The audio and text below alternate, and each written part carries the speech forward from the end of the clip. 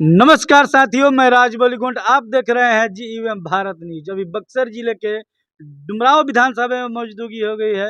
अभी हमारे बीच जन स्वराज के कट्टर सिपाही PK सिंह हैं। इनसे कुछ बात विचार करेंगे कि विक्रमगंज में, जो कि बिहार की धरती पर विक्रमगंज में प्रधानमंत्री जी का आगमन हुआ था।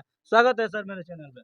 आपके जितने चैनल के दर्शक हैं उनको PK सिंह के तरफ से नमस्कार है।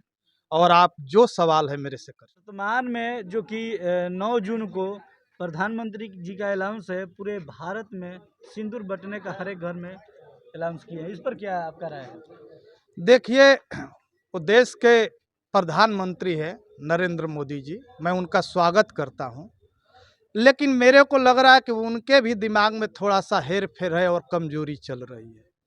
क्योंकि सिंदूर जो होता है, एक पति ही अपने पति को दान करता है। जो लोग बॉर्डर पे शहीद हो गए, जो औरत अपने पति को इस देश के लिए कुर्बान कर दिया, अपने सिंदूर के इस देश के लिए दान कर दिया, वो आप जाएंगे सिंदूर दान करने किसी के घर में, सिंदूर बांटने जाएंगे? ये तो मतलब बेशर्मी वाली बातें हो गई, इसमें कोई लॉजिकल नहीं है। प्रधानमंत्री जी का आप आलोचना कर रहे हैं। मैं आलोचना नहीं कर रहा हूं, मैं बात को उचित बोल रहा हूं। मैं भी एक सैनिक हूं, पूर्व सैनिक हूं। अगर मैं शहीद हो जाता और मेरे पत्नी को कोई सिंदूर दान करने आए उस विधवा को, तो उसको दिल पे क्या बीतती? किसी ने पूछा है कभी कभी उस विधवाओं से कि अगर हम सिंदूर आपको दे रहे हैं, आप भाई उसके सिंदूर देने का मतलब क्या है? आप मेरे सिंदूर से मांग भरिए। यानी कहीं ना कहीं आपके नजर में वो गलत या सही दिख रहे हैं? वो गलत है। आप नहीं दान कर सकते किसी के सिंदूर। एक सिन्होरा भी अगर शादी में लिया जाता है तो उसका मूल्य नहीं होता, जो बोल दिया दुकानदार ले करके उससे शादी होता है। क्या लगता है 9 जून को वो सिंदूर बंटवाएंगे? आपके नजर में क्या दिख रहा है? देखिए, वो बंटवाएंगे तो अपनी पूरे देश में तो छीछा लेदर करवा लिए उन्होंने। बहुत हो चुका है भारतीय जनता पार्टी के छीछा लीडर, बहुत हो चुका। आप जो युद्ध हुआ, इसको क्या युद्ध बोला जाएगा? क्या है ये सिंदूर? अरे जिसने लड़ा कभी उनका बोला उनके बारे में? आप सिंदूर के नाम पे राजनीति करना चाहते हैं? आप राजनीति करना है तो विकास पे करिए, रोटी कपड़ा और मकान पे करिए, शिक्षा पे करिए, रोजगार पे करिए। अगर आपके अंदर इतने एबिलिटी है राजनीति करने के लिए तो आप आइए ना, खुल के विकास के ऊपर कीजिए। यानी कहीं ना कहीं आपके नजर में है कि ये कहीं ना कहीं गलत कर रहे हैं। जब चुनावी माहौल आता है तो ये अपना कुछ ना कुछ बॉर्डर पर लड़ाई करवाने के साजिश रच देते हैं। देखिए, सेना किसी पार्टी का नहीं है, इसमें भी नहीं पड़ा। सेना जो होती है राष्ट्रपति जी के अंतर्गत आती है। और सेना के कुछ नियुक्त होता है, वो अपनी काम करती रहती है, सरकारें आते जाती रहती है। लेकिन जब आपके समय में कोई काम हुआ या प्रोग्राम हो गया, आप उसको क्यों अपने ऊपर ले रहे हो कि मैंने करवाया? इससे बड़ा बड़ा हुआ है। 1971 में युद्ध नहीं हुआ, 1965 में युद्ध नहीं हुआ, 1962 में युद्ध नहीं हुआ।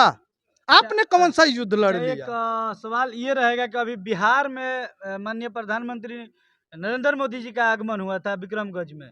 बिहार विधानसभा को लेकर क्या कहिएगा 2025 को? देखिए, यहाँ जो राजद है वो कांग्रेस की छत्र छाया में राजनीति करती है, और जदयू है जो है वो बीजेपी की छत्र छाया में राजनीति करती है। ये लोग जन स्वराज पार्टी को देख करके भयभीत हो चुके हैं। इनके नीचे, पैर के नीचे जमीन नहीं है। अब ये घबरा चुके हैं जितने लोग हैं। और जन स्वराज पार्टी कहती है कि मैं बिहार में राजनीति करने नहीं आया हूं, ना मुझे कोई राजनीति से मतलब है। मैं बिहार के व्यवस्था परिवर्तन के लिए आया हूं और व्यवस्था परिवर्तन मैं करूंगा। और उसमें क्या है?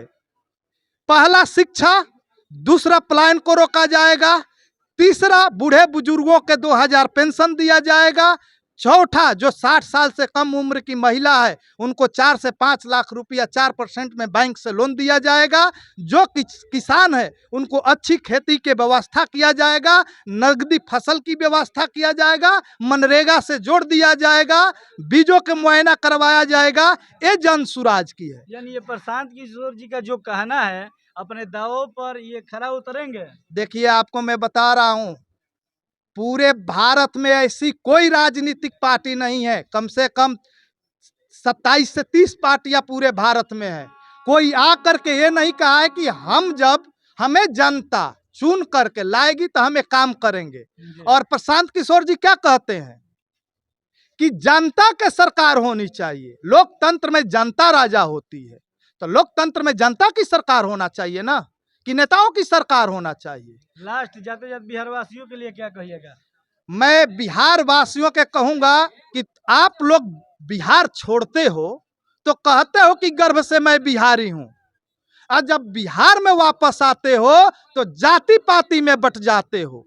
एक बार अगर बिहार के व्यवस्था परिवर्तन चाहते हो तो पूरे एकजुट होकर फिर से बिहारी बनो, धर्म जाति से ऊपर निकलो और जन सुराज के वोट करो, सपोर्ट करो और बिहार बदलाव में समर्थन करो। देखिए कि ये हमारे साथ पीके सिंह रहे जो कि अपना प्रतिक्रिया दिए। बाकी आप लोग इस वीडियो को देखकर एक बार कमेंट करके अपना अपना विचार प्रकट कीजिएगा। ये वीडियो कैसा लगा। जय हिंद, जय भारत, जय संविधान।